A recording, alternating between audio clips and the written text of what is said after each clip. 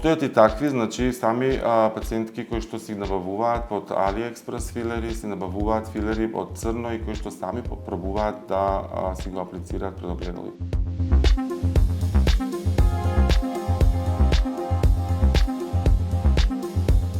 Најчесто пациентите ни доаѓаат од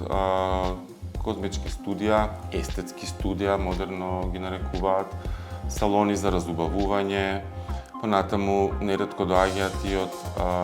такви салони каде што третираат ногти,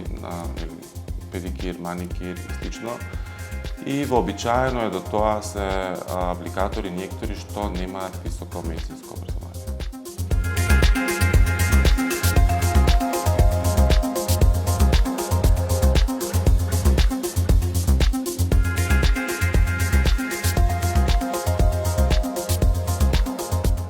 Потешки компликации од типот на инфекции на ткива, грануломатозни инфекции, што спаѓаат во доменот на хроничните инфекции, понатаму оштетување на витални за ткивото структури, како што се крвните садови, артерии, вени или нервни ткива,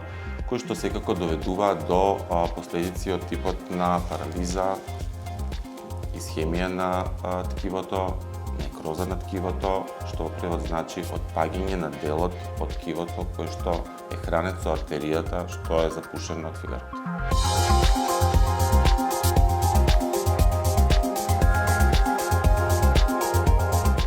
Најчесто следуваат некои промотивни пакети, вообичаено околу вакви празници како Свети Валентајн, 8 март или предновогодишни попусти кои што комбинираат, например, ботокс со филери или некоја друга инјекциона техника со цел да се придобие поголем број на клиенти и нормално дека цената е, сметам јас, дека е најклучна при изборот на таков тип на студија каде се аплицира ова.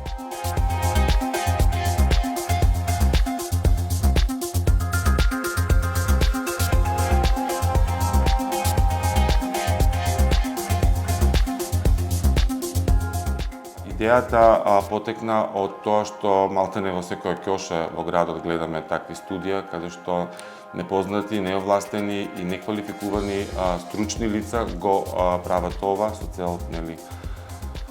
полесна заработувачка и така натаму, да не влегувам во тоа. Целта на нашата иницијатива е со промена на овој правилник, значи со измените што би требало да следуваат понатаму, да се заштити пациентот, да се заштити клиентот. Зошто? Бидејќи тој доаѓа да биде разубавен, а не да биде ограден после една таква интервенција.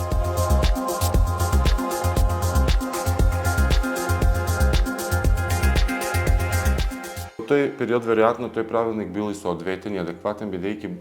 неуротоксините, односно ботулинотоксините и филерите не биле толку актуелни. Меѓутоа, естетската медицина и хирургија се развива со толку голема брзина што јас предвидувам дека за 3 години повторно треба да го отвараме овој правилник и повторно ќе треба да го разгледуваме. Зошто? Бидејќи интересот е преголем, технологијата оди со многу голема брзина во смисол на неинвазивни третмани за разубавување и секако дека фирмите, фармацевските компании и фирмите што се бават со производство на овие средства вложуваат многу во нови начини, нови техники, нови средства кои што во моментот не постојат и во моментот ниеден правилник не ги покрива.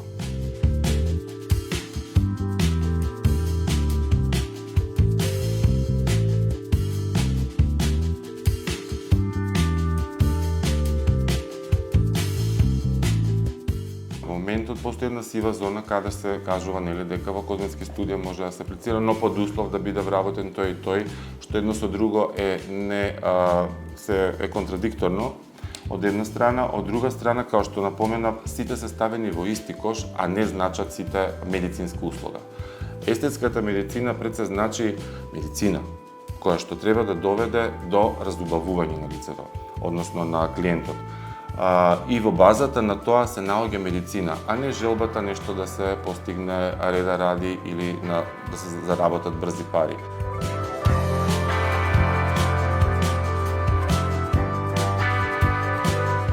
Нашата иницијатива за промена на правилникот за работа на естетските процедури, да минимум основно познавање за некој што ќе биде вовлечен во оваа струка е да биде или доктор по општа медицина или доктор по дентална медицина со дополнителни квалификации, доедукации и неформални знаења од областа на апликација на овие средства за решавање на нивните компликации, што вообичаено другите не го знаат, како и следење на последиците од тој непосакуван евент, случај што се случува при вакви апликации.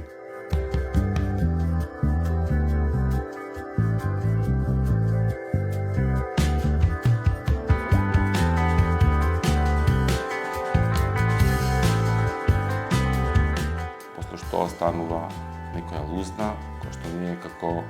конкретно јас како хирург треба да ја третирам и да најдам начин како таа лузна да ја решам, а било всушност последица од нешто што требало да доведе до разубавување.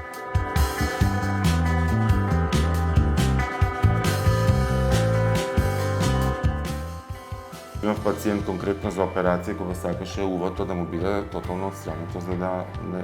не постои на неговата глава како орган. Или, например, многу често еден период беа Анџелина Џоли устите модерни, па сега малте не сите имаат големи усти, многу често е тоа за жал и секоја наликува на една на друга, што не мислам дека е суштината на естетската медицина, се изгледаме исто. Сметам дека еден естетски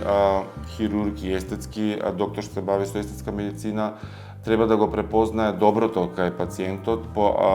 карактеристиката на лицето, антропометриската суштина да ја задржи, а не да ги правиме сите пациентки една на друга исти.